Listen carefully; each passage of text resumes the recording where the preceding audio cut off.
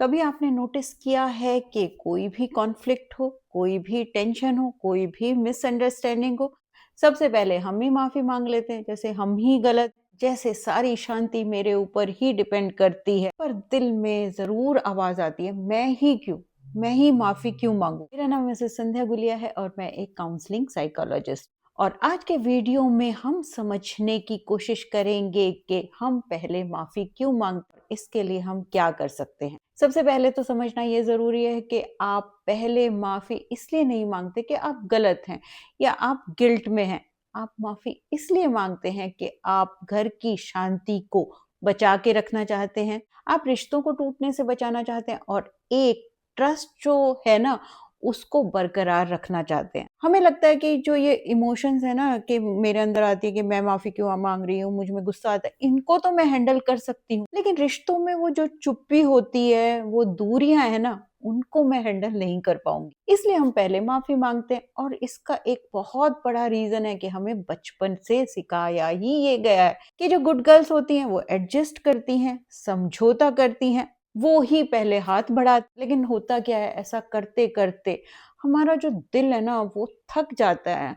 हम अंदर से ना अपनी फीलिंग्स को समझना ही बंद कर देते हैं।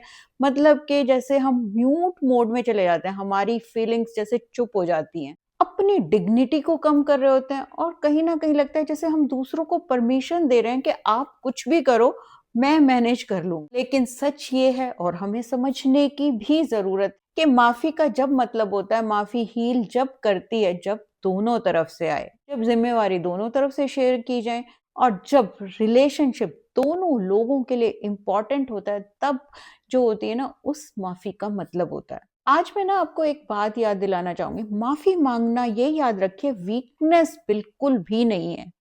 लेकिन होता क्या है, जब आप बार-बार माफ़ी माँगते हैं ना, तो ये ना सेल्फ बिट्रेयल बन जाता है, जैसे कि मैं अपने आप को कहीं धोखा दे रही हूँ।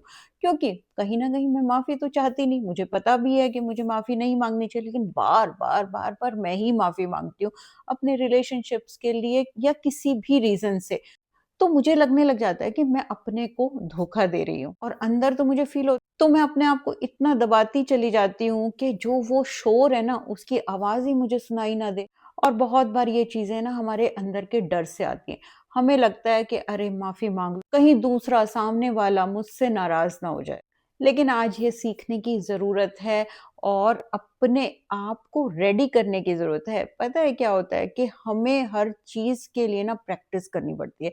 एकदम नहीं होती। जब मैं अपने आप को अंदर से समझाती हूँ, स्ट्रॉन्ग होती हूँ, मेरे अंदर धीरे-धीरे कॉन्फिडेंस आता है, तभी मैं अपने आप को चेंज कर पाती। अब मुझे एकदम लगे नहीं, नहीं मैं अब माफ़ी नहीं माँगूँगी, ऐसा नहीं होता। लेकिन अपने अंदर जब मैं क्लैरिटी लाती हूँ, अपने आप को शांत करती हूँ, अपनी वैल्यू को जानती हूँ, तब विद प्रैक्टिस मैं ये सब कर पाती हूँ।